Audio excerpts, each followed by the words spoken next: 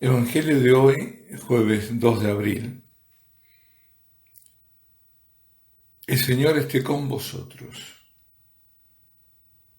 Lectura del Santo Evangelio según San Juan. En aquel tiempo dijo Jesús a los judíos: en verdad os digo, quien guarda mi palabra no verá la muerte para siempre. Los judíos le dijeron: ahora vemos claro que estás endemoniado. Abraham murió, los profetas también, y tú dices: quien guarda mi palabra no gustará la muerte para siempre. ¿Eres tú más que nuestro padre Abraham, que murió? También los profetas murieron. ¿Por quién te tienes? Jesús contestó: si yo me glorificara a mí mismo, mi gloria no valdría nada. El que me glorifica es mi Padre, de quien vosotros decís es nuestro Dios, aunque no lo conocéis. Yo sí lo conozco. Y si dijera no lo conozco, sería como vosotros, un embustero. Pero yo lo conozco y guardo su palabra. Abraham, vuestro padre, saltaba de gozo pensando ver mi día. Lo vio y se llenó de alegría. Los judíos le dijeron: ¿no tienes todavía 50 años y has visto a Abraham? Jesús les dijo: en verdad os digo, antes de que Abraham existiera, yo soy. Entonces cogieron piedras para tirárselas, pero Jesús se escondió y salió del templo. Palabra del Señor. Hoy quizás este comentario será un poco más largo, pero vale la pena. La primera lectura, sacada del Génesis, corresponde al momento en que Dios le hace la promesa a Abraham de hacerlo padre de multitudes, de pueblos, y le cambia el nombre de Abraham, a secas, por Abraham, que significa justamente eso, padre de multitudes. Y con el nombre va su destino, y dice Dios que hará un pacto con él. Pues este es el comienzo del camino de Dios hacia el hombre, el de la historia de la salvación, que culminará 2000 años después con la encarnación del Verbo eterno. Verbo encarnado que en el Evangelio de hoy lo vemos que está disputando con los judíos, con aquellos del pueblo en que él había elegido nacer. Como dice San Pablo en la carta a los Gálatas, nació de mujer, nació bajo la ley. ¿Y qué dice? Les dice: si guardan mi palabra, si son fieles a lo que os he enseñado, si cumplen mi palabra, no morirán. La muerte no tendrá poder sobre vosotros. Eso le está diciendo. Y ellos que le responden: tienes un demonio, estás poseído. Hablas de inmortalidad y dices que has visto a Abraham. Y la exasperación llega al colmo cuando pronuncia aquellas palabras que antes había dicho también: yo soy. Es decir, se hace igual a Dios, porque lo es, claro. Pero eso no es tolerado y toman piedras para lapidarlo, pero Jesús se oculta y sale del templo. Si guardan mi palabra no verán la muerte, no experimentarán la muerte. Ellos creen que habla de la muerte corporal, y la misma que Jesús va a padecer, sí, a manos justamente de los romanos y condenado por aquellos judíos. Sin embargo, Jesús habla de la muerte eterna, es decir, habla del infierno eterno, la muerte de condenación con el diablo y con sus ángeles. Y aquí estamos ante este tema que es siempre actual, pero que ahora particularmente es dramático: la muerte. Por eso vale la pena dedicarle un tiempo, como decía al comienzo. Debemos hablar de la muerte, dejar de escapar de ella. Qué curioso. Cuando se vive como si Dios no existiese, también se vive como si la muerte no existiese. Tanatorios, casas para velar a los muertos. Antes se velaban en las casas. Muchas de estos tanatorios se cierran, en España creo que todos, pero no sé en otros lados, se cierran de noche. Es decir, que no se los vela, no son velatorios, no se está ahí junto al cadáver rezando por su alma. Se lo despacha todo muy rápido y pronto, y se pasa a otra cosa. Es decir, es como un episodio que pasó, ya está, bueno, a volver a la vida. Que en un sentido positivo está bien, pero en este negativo está muy mal, porque se la quiere cancelar, se la quiere ignorar. Y la muerte está ahí. La incineración es lo más normal, cosa que en lugares de muy alta población, claro, es prácticamente de obligación. Leía ahora entre las normas que surgen como consecuencia de esta peste china, junto a la prohibición de funerales, estaba la de no maquillar al cadáver. Bueno, usan otro término, no recuerdo cuál era, pero creo que algo así como estética, ¿no? Pero es lo mismo. Es decir, ocultar la muerte, todo eso es ocultar la muerte. ¿Qué significa? Que se tiene miedo de la muerte. Y eso es consecuencia directa de negar en los hechos la existencia de Dios. La negación de Dios parece resolverse en escaparle a Él, como si Dios no existiera, como hizo el primer hombre. Y eso es indicio cierto de vivir en pecado. ¿Qué palabra esta, Pecado. Y la dije, pero si nadie la pronuncia. Claro, si Dios no existe para el mundo es porque el pecado debe ser cancelado. ¿Cómo voy a vivir mi vida libremente si está ahí el pecado denunciando mis suciedades? Me quita libertad, ¿no? Libertad para hacer lo que quiero. Esta sociedad perversa y pervertida no quiere saber de Dios. Pensar en su solo nombre la perturba. Y de ahí que cancelan los crucifijos, lo que por la vía de la negación está demostrando que Jesucristo es verdaderamente Dios. Ellos no tiran por ahí a Buda. No, hay Budas en todos lados, ahora más que nunca, pero no se soporta el crucifijo, porque es Dios, y porque interpela, y sin pronunciar palabra acusa. Esta sociedad ha cambiado la ley divina por reglas de buen comportamiento y de responsabilidad ecológica. Ser bueno es respetar el ambiente y nada más. Cuando no se tiene a Dios, entonces Él es ajeno a todo. Y lo que nos está ocurriendo es producto entonces de nuestro maltrato con la naturaleza. Sí, fue dicho. Es la naturaleza la que está respondiendo a nuestro maltrato. Las cosas que se oyen por ahí y de quién se oyen. Claro, salvo cuando las cosas se ponen muy feas, entonces todos estos ateos blasfeman contra Dios. Contra ese Dios que decían que no existía. Qué incoherencia, pero no busquemos coherencia, donde no hay verdad. Y mientras tanto, para tapar el pecado, entonces se ahogan las conciencias. Total, Dios no existe, y si Dios no existe, carpe diem. A vivir el momento sin pensar en nada más. Y cuando cada tanto aparece la muerte, también a pasar rápido de hoja, a otra cosa. Camuflada, como decía, maquillada, todo aséptico, en un lugar neutral. Ciertamente que esto es vivir en la constante mentira, y la realidad al final se impone, pasa su factura. Lo hace cuando se ve cerca la muerte y cuando no hay escapatoria.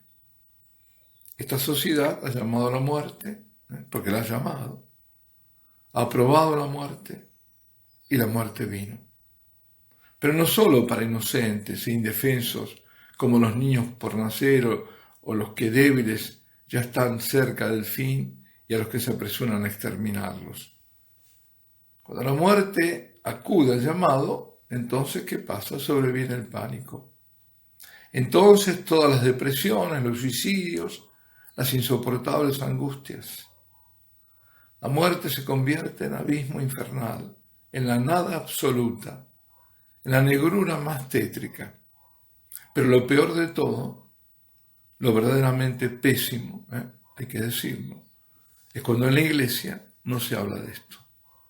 Cuando ni siquiera se hablaba en los funerales, cuando lo sabía. ni de muerte ni después de la muerte. Cuidado con mencionar la palabra infierno. Oh, Dios mío.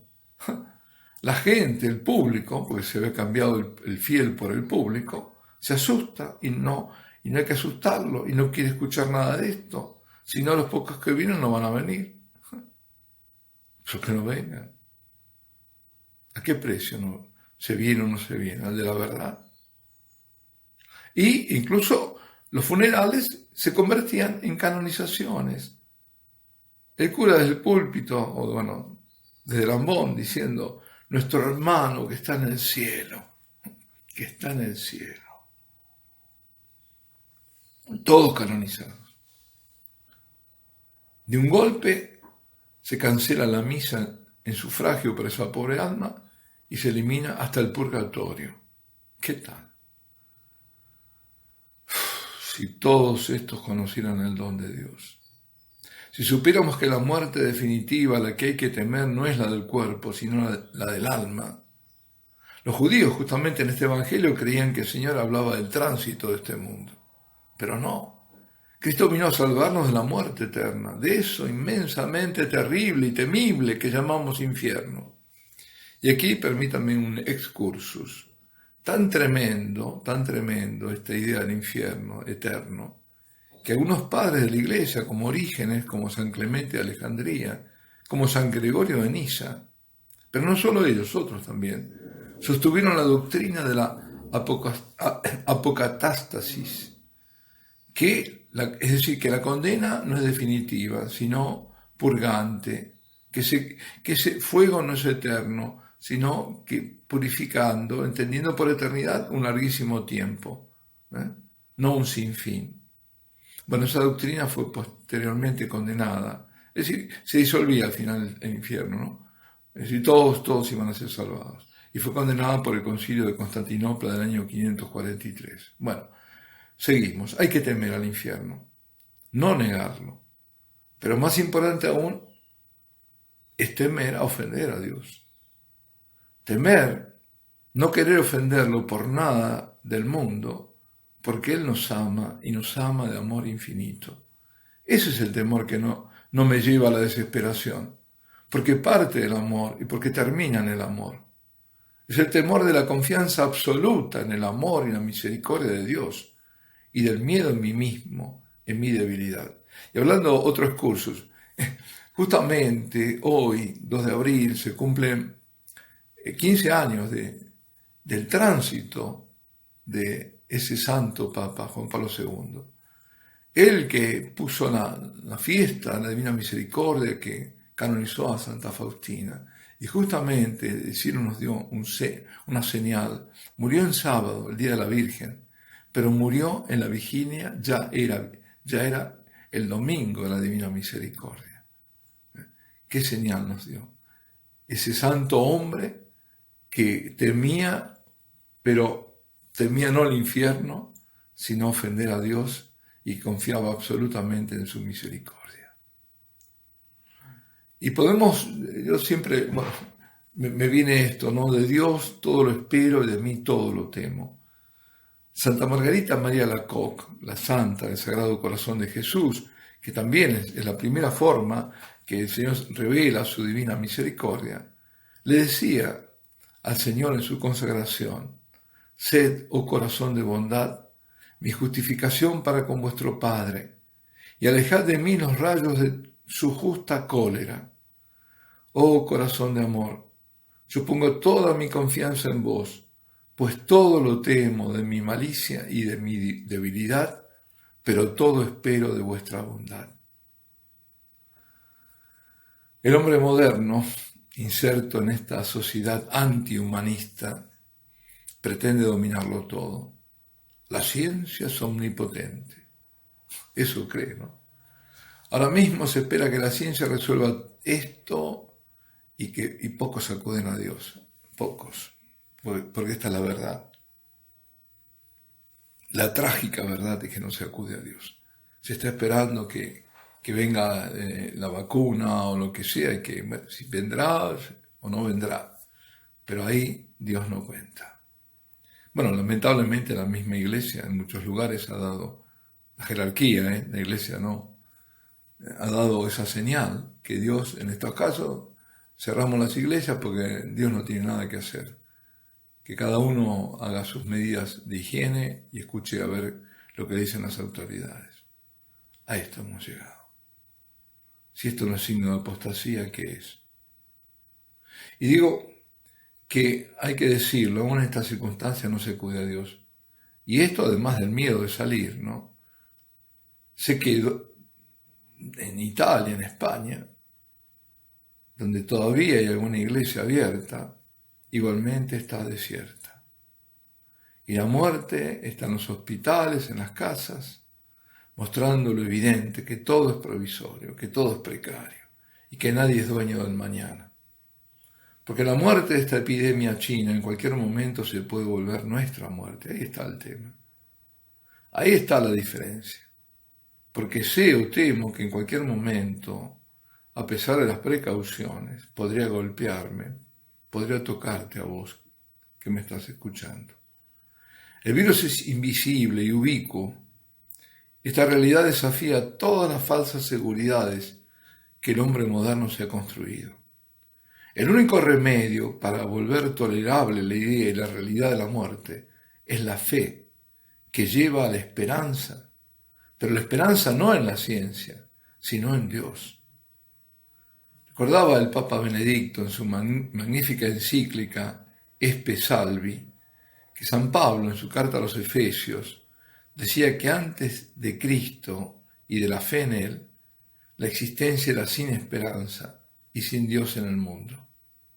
Tanto, recuerda el Papa, que los no creyentes o los que creían en falsas religiones y deidades no podían menos que concluir que venimos de la nada y en la nada pronto recaemos.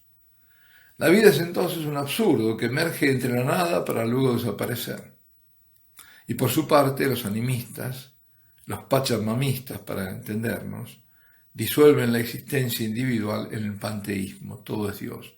Se viene de la tierra, se vuelve a la tierra y todo es Dios. Este tiempo, queridos hermanos, debe servirnos para repensar nuestras vidas, para enfrentarnos a la muerte y dejar de no pensar en ella, porque si hay algo seguro es que vamos a morir, pero también es certísimo que con esa muerte no termina nuestra vida, porque ella sigue, y Dios, que tanto nos ama, quiere que nuestro fin sea vivir con Él. Recordemos lo que nos dice San Pablo, le dice a los Corintios en su primera carta. Ni ojo vio, ni oído oyó, ni mente humana puede imaginar lo que Dios tiene preparado para aquellos que lo aman. Es el demonio el que pone en la mente de los hombres que después de esta vida no hay nada y pone la desesperación. O que no se sabe qué hay, porque esto lo he escuchado de algunos católicos, entre comillas, que he oído decir, y nadie volvió de la muerte, como para saber. Entonces, y esto hace concluir el maligno, mejor vivir bien esta vida, es decir, lo que decía antes, el carpe diem, ¿no? Hacer lo que a uno se le antoja. Pues ahora nadie puede hacer lo que le vienen ganas. ¿Qué tal? Ahora estamos quedando con lo esencial, y bendito sea Dios. Ahora, ¿cómo utilizamos este tiempo? Hoy celebramos la fiesta de un gran santo, un santo calabrés, San Francisco de Paula, fundador de la Orden de los Mínimos. En una carta que escribe en 1486 y que se lee en el oficio de lectura, le dice a los suyos, huid del mal, rechazad los peligros, se refiere a los peligros para el alma. Nosotros y todos nuestros hermanos, aunque indignos, pedimos constantemente a Dios Padre, a su Hijo Jesucristo y a la Virgen María, que estén siempre a vuestro lado para la salvación de vuestras almas y vuestros cuerpos. Hermanos, os exhorto vehementemente a que os preocupéis con prudencia y diligencia de la salvación de vuestras almas. La muerte es segura y la vida es breve y se desvanece como el humo. Centrad vuestro pensamiento en la pasión de nuestro Señor Jesucristo. Qué oportuno ahora, en este tiempo de cuaresmal, que por el amor que nos tenía bajó del cielo para redimirnos, que por nosotros sufrió toda clase de tormentos de alma y cuerpo, y tampoco evitó suplicio alguno. Con ellos nos dejó un ejemplo soberano de paciencia y amor. Debemos pues tener paciencia en las adversidades. Y luego llamaba al perdón. Decía: perdonaos mutuamente y olvidad para siempre la injuria que se os ha hecho. Y agregaba el santo: el recuerdo del mal recibido es una injuria. Cuando uno se vuelve a meter lo que me hicieron, ahí está el demonio trabajando. Eso es una injuria, dice él. Conservación del pecado, es decir, estoy conservando ese pecado. Veneno del alma, gusano de la mente, motivo de distracciones en la oración. Porque vuelve, lo que me dijeron, me ofendieron, y de nuevo, ¿no? Que está el ego de por medio también ahí. Y dice: anulación de las peticiones que hacemos a Dios. Claro, no perdonamos, no somos perdonados. Enajenación de la caridad, espina clavada en el alma, iniquidad que nunca duerme, pecado que nunca se acaba y muerte cotidiana. ¡Qué maravilla es esto! ¿Cómo está hablando de la falta de perdón? ¿A qué lleva todo? Es la muerte cotidiana. Y sigue diciendo: amad la paz, que es el mayor tesoro que se puede desear. Ya sabéis que vuestros pecados provocan la ira de Dios. Arrepentíos para que os perdone por su misericordia. Lo que ocultamos a los hombres es manifiesto a Dios. Convertíos pues con sinceridad. Decidme si estas palabras no son para nosotros. Aprovechemos este tiempo para convertirnos y entonces, solo entonces, no temeremos a la muerte, porque junto a nosotros estará el Señor de la vida. Está. Y podremos entonces escuchar con confianza aquellas palabras: todo concurre para el bien de aquellos que aman a Dios. Está en Romanos 8:28. Todo lo puedo en aquel que me conforta. Filipenses 14:13. O el Salmo 23, tan conocido: el Señor es mi pastor, nada me falta. Aunque camine por cañadas oscuras, es decir, de muerte, nada temo porque tú vas conmigo. O el Salmo 91. Tú que habitas al amparo del Altísimo, que vives a la sombra del Omnipotente, di al Señor: refugio mío, alcázar mío, Dios mío, confío en ti. Él te librará de la red del cazador, de la peste funesta. No temerás el espanto nocturno, ni la flecha que vuela de día, ni la peste que se desliza en las tinieblas, ni la epidemia que devasta a mediodía. O el Salmo 16. Protégeme, Dios mío, que me refugio en ti. Se multiplican las desgracias de quienes van tras dioses extraños, es decir, tras ídolos. Ahí están las desgracias. No tengáis miedo a los que matan el cuerpo, dirá el Señor, pero no pueden matar al alma. No, temed al que puede llevar a la perdición alma y cuerpo en la hiena, es decir, en el infierno. Temed al demonio. Esto está, y el pecado que te lleva a eso hay que temer. Queridos hermanos, aquí, pues bien, concluimos esta larga, pero bueno, creo que era necesario reflexión, homilía. Esto último está en Mateo 10:28. Alabado sea Jesucristo, sea por siempre bendito y alabado.